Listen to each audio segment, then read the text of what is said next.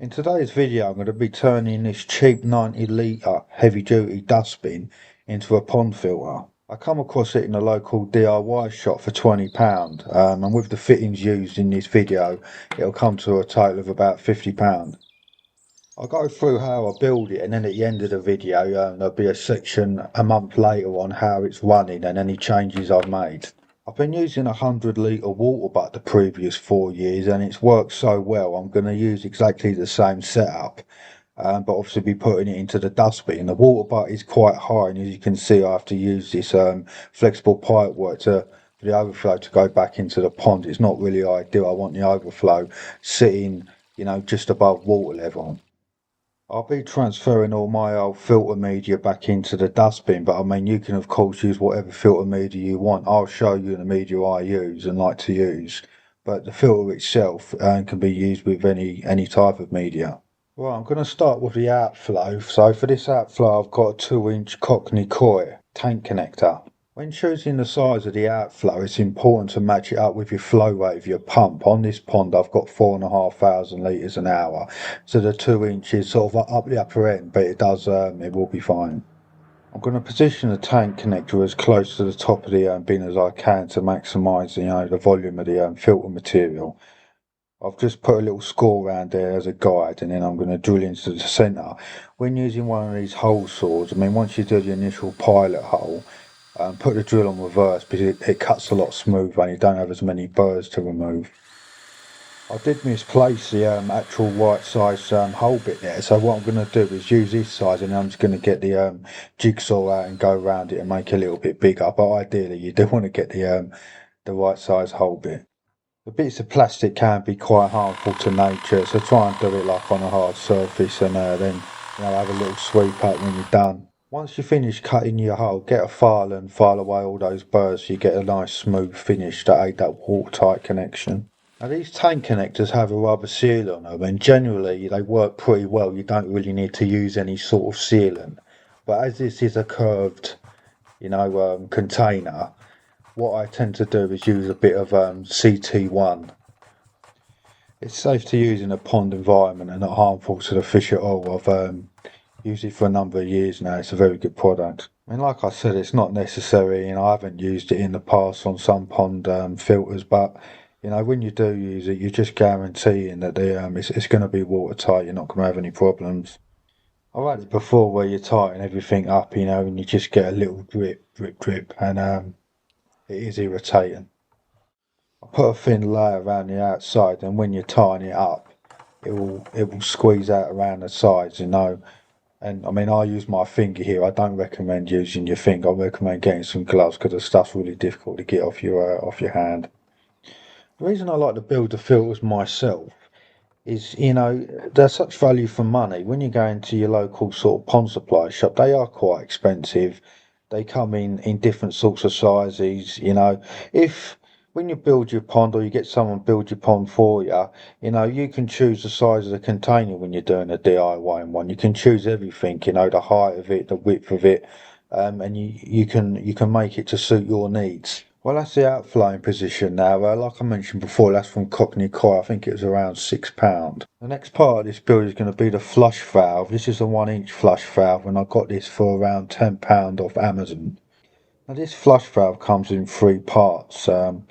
The white little bit there, I normally just get rid of that. I don't bother using that. But you've got the flush valve, and then you've got this bit which is just like a tank connector. I mean, all I'm doing there is lining it up as close to the bottom as I can get it, marking it out there with my little electrical screwdriver. I'm an electrician, so I tend to use that to mark up everything. Now get your hole saw, drill the hole. Remember to have it on reverse to make it easier cutting. Again, I'll be using a bit of CT1 sealant around here just to make it that much more watertight. I do it on the outside here because with it being a container, it's quite difficult to get in and put the sealant around the bottom. I should add with this fitting, before you unscrew the flush valve part, just mark the top of where the actual flush valve is, so it's facing upwards. So when you tighten it back up again, your flush valve isn't facing downwards; it's actually facing upwards. I'll give this one a little turn with the grips because the water pressure's a bit higher down here, so you're more likely to get a leak down here.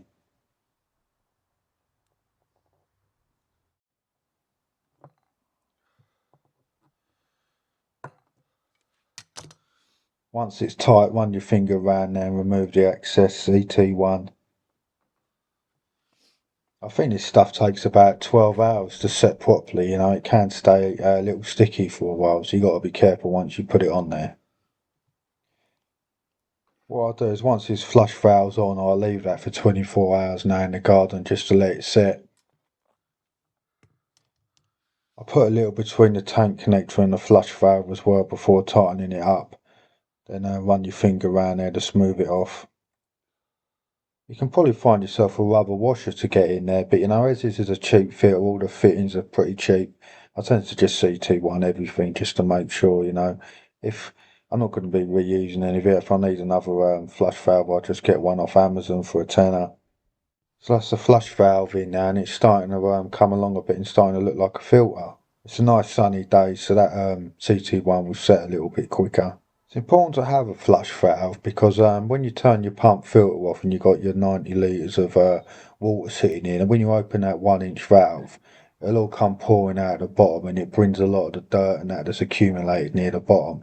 It'll flush it all out, so you're essentially flushing it, say, once a week, and it saves cleaning it more in the long term. The next step's going to be the pipe work that goes down the centre of the filter. Now I'm choosing 2-inch pipe work because I've got 1.5-inch flexible hose coming off my pump, and I'm going to be pushing it down the centre of that pipe work in the middle of the filter. What I've got here is some 50mm pipe and 2 T-pieces. First T-piece I simply push onto the bottom and place it in the dustbin like this. When the water's flowing down the pipe, it will send it in 2 different directions at the bottom, spreading it out. Now next I'm going to drill a hole just off centre in the dustbin lid. This hole is slightly bigger than the diameter of the T-piece. And what I want here is the top T-piece is going to be protruding out of this lid by about 10mm, half an inch, something like that. Now ideally I want this pipe work in the centre, but obviously because there's a lid there and you've got the handle there, I can't really do it there, so I'm just doing it off centre. Now as you can see here, the lid now just slides straight over the top and you've got this bit of pipe work sticking out. Now what I want to achieve here is to cut this pipe work and have the T-piece sitting under the lid, just so the top of the T-piece is protruding above the lid, holding it in place. I've marked on the pipe work where the lid was sitting. I've then put the T-piece up against the pipe work and then push it up about 10mm past the mark I've made, and then marked again where I need to cut. And what you'll end up with is something like this. Now this top T-piece, that middle hole, that faces the outflow, but what you want is that needs to be above the outflow. You need to bear this in mind when you're marking all this up. Now I haven't glued any of these fittings, you don't need to really, and what I'm doing now is putting the lid on, and you'll see how it sits. Now this centre piece isn't fixed in place. What will hold it in place is the large stones or bricks or whatever you use at the bottom of the filter to create a kind of void area, and then the filter material itself, once it's put in, will hold it all in place. Now that's the filter itself built. It's that simple. The next stage is obviously sighting the filter and deciding on what sort of filter material you want to put in there. And the total cost to build it is around £50, which is relatively cheap. Now I have a small pressure filter here with sponges in, which I use for the mechanical side, but if you don't have that and you're coming straight out of the pump, you can simply put some foam or sponges right at the bottom of the filter. Now I want the outflow to sit just higher than the decking there on top of the pond. I don't want a big drop. I live in a built up area, and I want to reduce the noise as much as possible really. It's important for the filter to be level, and obviously on sturdy ground I've dropped a bit of gravel down there to sit it on. As you can see here, as the water comes out the outflow, it's probably going to hit that decking, so what I'm doing here is putting one of these rubber couplers on the end so it flows and goes straight into the pond rather than hitting the decking. I'm going to see how noisy this is once it's set up and running, but I may even get like an angled coupler, bringing it down closer to the water. Like I said, I'm in a built-up area and I don't really want to upset the neighbours really. It's a little cul-de-sac and we all get on quite well at the minute. So the way these filters work, what you're trying to achieve at the bottom is create a kind of void area, but you've got good water flow, so you don't want lots of small sort of stones down there. You can use large stones, you can use bricks. I found these bricks with holes in them, and you want to organise them in such a way that you're getting maximum flow and you're not likely to block the flush valve. You can mess around with it a bit, uh, I mean, I'm showing you what I do here, but ultimately it's down to you what fill material you use and how you organise it yourself. Now, I may use 4 bricks like this, or I may just keep it at 2. I'm going to play around with it a bit really, because remember I've got the filter material from the old filter that I need to fit in here. So those bricks there are holding that pipework in place, and you can just lower the lid there. I'm just making sure it's all roughly in the right and correct place there. Now, what I've been using over the last few years is outflow sitting on top of the larger stones at the bottom of the filter. Now these I put in loose, and over the top of that I had K1 in bags. Now this filter is going to be a little bit different. I'm going to be bagging up the outflow.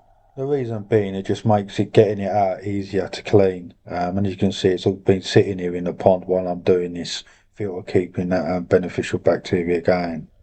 Now, I do prefer having the outflow loose. I think it works better that way rather than bagging it up. I think sometimes the bags can get a little bit clogged, but I'm going to try it this way and see how it goes. You can watch me do it this way and decide for yourself how you want to do it. I'm just roughly going to put these bags in here for the minute. So I want to do a little test run, make sure it's all working. But when you do put them in, you don't want any gaps, because if you create any gaps, the water will flow through there more easily and it won't go through the bags and the filter material.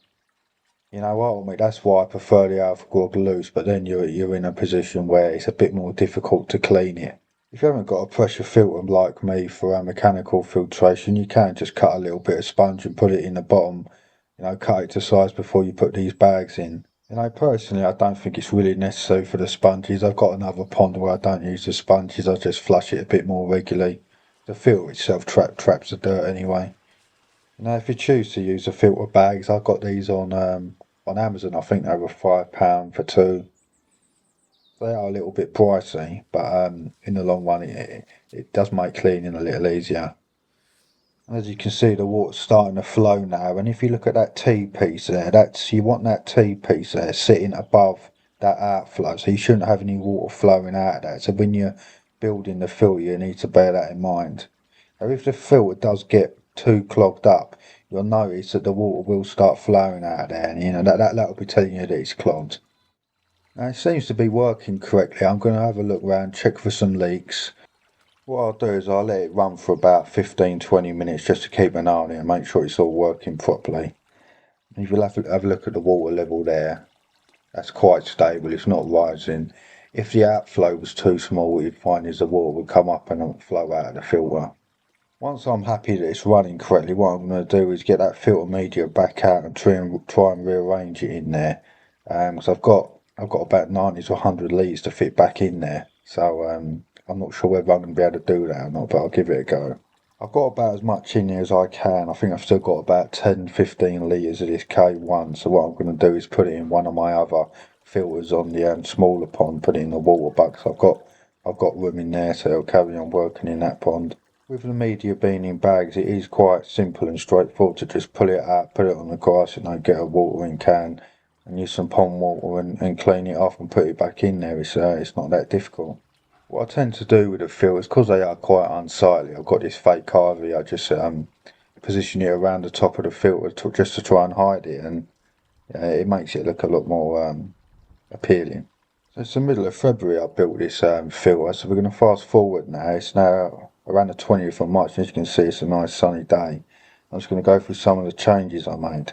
Now, the sound of the flowing water in the garden was pretty loud. I was a bit concerned about it with the neighbours. What I ended up doing is putting an angle piece in there, and as you can see, it enters the pond just underneath the surface, so it drastically reduces the noise. There's a nice line of bubbles coming up there, so it's still oxygenating the water quite nicely. The water clarity is still very good, and I've been testing it regularly and I haven't had any issues. I'm going to open the filter up now and have a little look inside and do the first flush. It's been 4 or 5 weeks. I'm not feeding a lot of them in.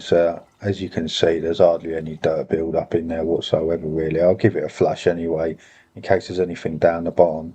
All I do here is turn the pond pump off and then open the valve and just flush the complete contents of the water out of the bottom. As soon as it stops, close the valve, and turn the pump back on again. As you can see, the water is crystal clear. There's hardly any build up in the bottom. And to finish off, I'll just give you a bird's eye view from above the pond. As you can see, the water clarity is very good. You know, in these videos, I'm just telling you what works for me. So if any of it can be any good to you, I'm happy. So thanks for watching.